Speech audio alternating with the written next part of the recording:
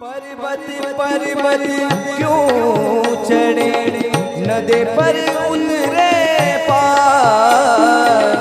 पर्वत पर्वत क्यों चढ़े नदी पर उतरे पार।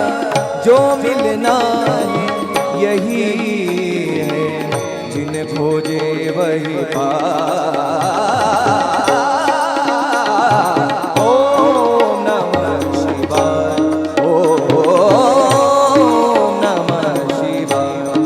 आषाढी कार्तिकी भक्त जनयती